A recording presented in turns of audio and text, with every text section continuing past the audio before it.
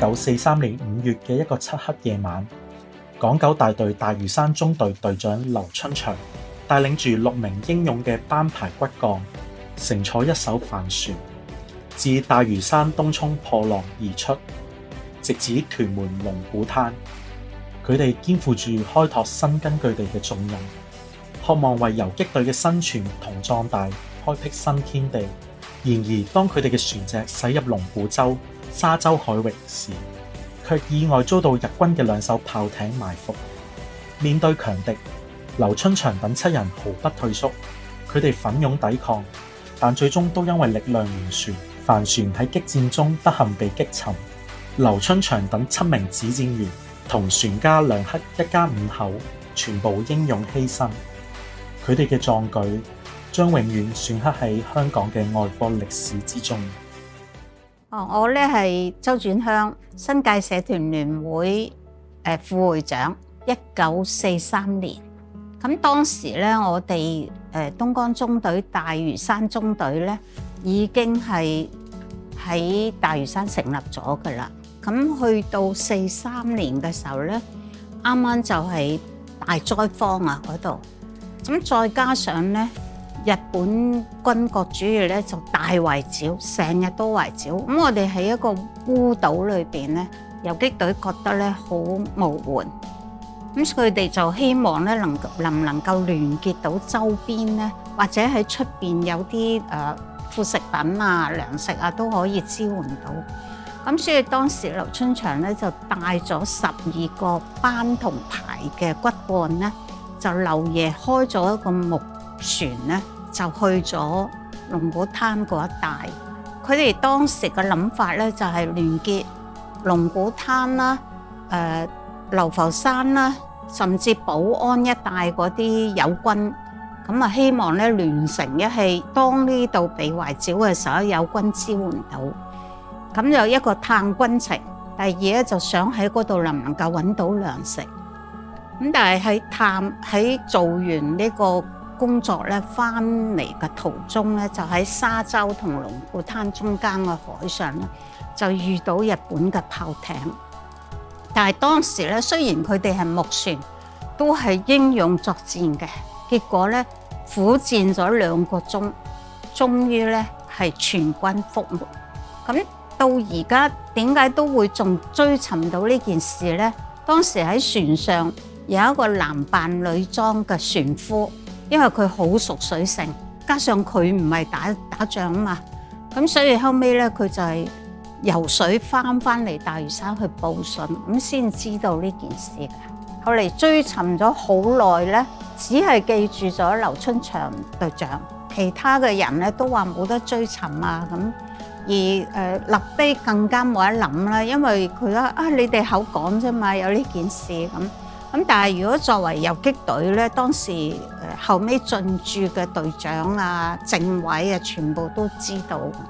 咁一直到呢幾年咧，大家都重視，特別咧，我哋好多有心人追特區政府，係咪應該有香港嘅抗日紀念碑啊？咁然後咧，再將香港嘅6個中隊，逐一個中隊去講。咁我哋喺大嶼山嘅後人，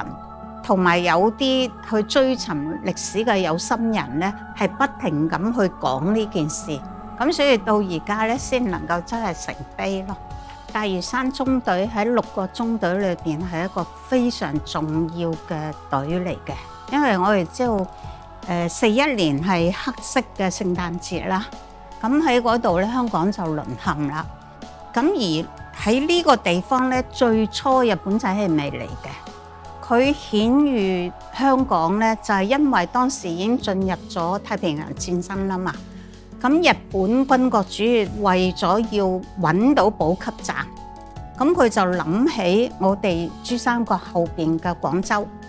咁但係要去廣州咧，要經一個好重要嘅門，我哋覺得好似國家嘅大門口，就係大嶼山呢個地方。我哋嘅聯軍亦都好重視，就覺得呢個咧兵家必爭之地。所以去到42年4月咧，我哋東江中隊就覺得咧必須要佔領呢個地方。咁但係點樣佔領呢？因為嗰陣時根本信息係好難。咁而呢啲村民咧就覺得，哇！呢啲軍隊啊，佢其實以前咧喺山卡拉地方啊，兵賊佢都分唔到嘅。再加上當時日本軍去用咗啲維持會咧，仍然係欺負佢哋啊嘛。但係佢覺得呢啲軍隊咧係保護佢哋喎，所以非常之擁護佢哋，亦都俾佢哋喺度駐紮咗落嚟。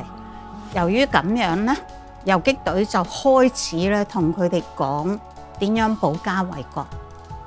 通過呢個探測咧，佢哋翻去報告嘅時候咧，大隊就覺得大嶼山係可以建游擊隊嘅地方。咁就係咁樣開始咧，就喺塘福咧成立咗游擊隊，就開展咗一路咧。其實呢支隊咧係去到好遲嘅，一直去到日本投降之後咧，喺梅窩仍然有一個大屠殺。咁呢個過程咧就睇到佢嘅重要性。另外咧喺42年成立，一路去到45年，其實佢哋經歷咗無數次非常艱苦嘅鬥爭。淨係日本仔喺圍攻嘅時候都做咗21次嘅大圍攻，但係咧都喺我哋英勇善戰嘅軍隊同埋依靠當地鄉民嘅保護咧，而令到後嚟嘅評價呢度係能善戰啦，勇於去好多用軍事技巧啦，但犧牲最少嘅一個地方。呢種愛國主義嘅精神同埋保家衛國嘅精神、愛護鄉民嘅精神咧，係好值得我哋後輩去緬懷同埋學習。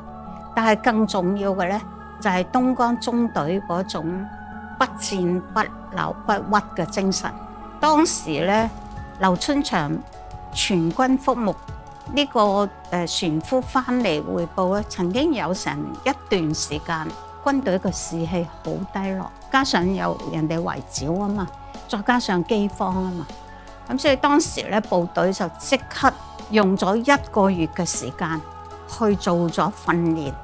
其中咧有政治動員，就係點解我哋要死守呢度，我哋點解要打仗。第二咧，佢哋就組織啲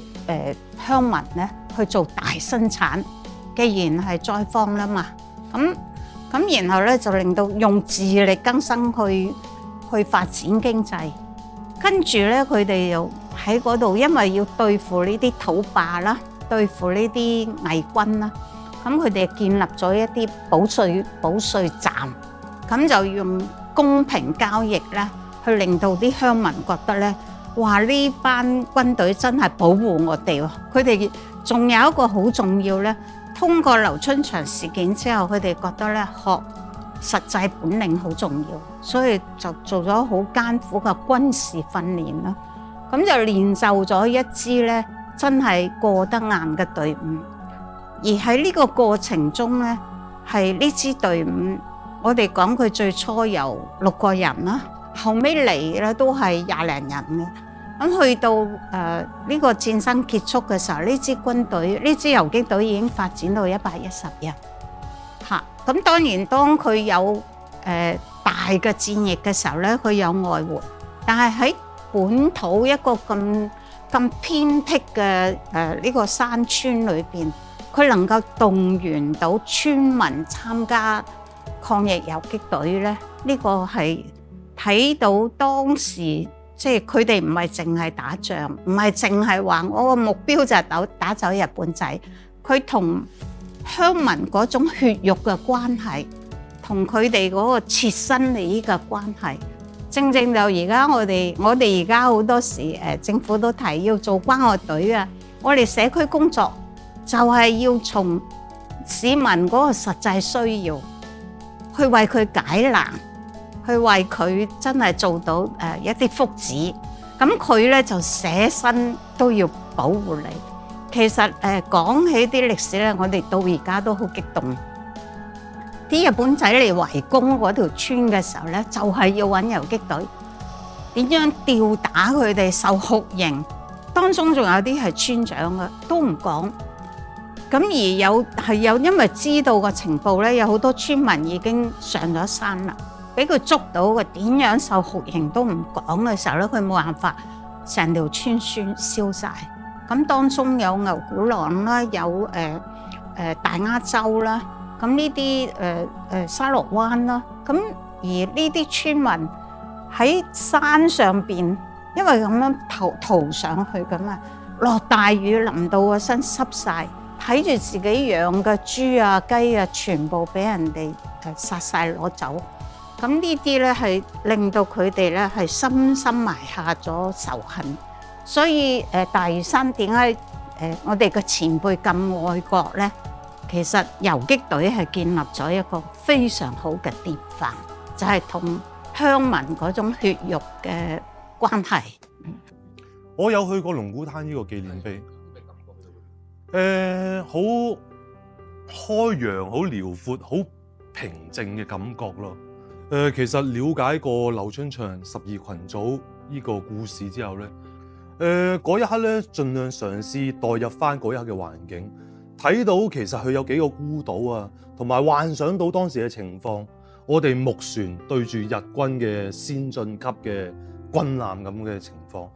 如果大家知道嘅話咧，船主一家5口咧都係喺嗰度喪生咗，即係有大有細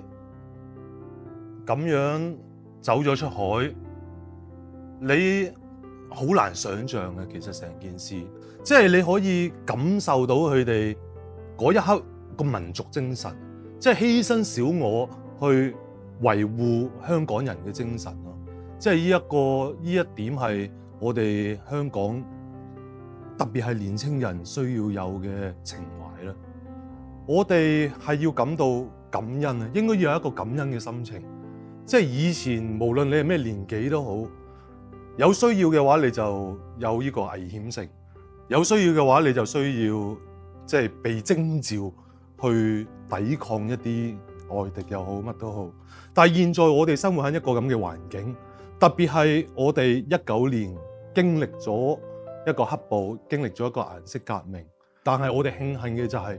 現在嘅國家係強大起嚟。2020年9月2號，喺抗日戰爭暨世界反法西斯戰爭勝利75週年之際，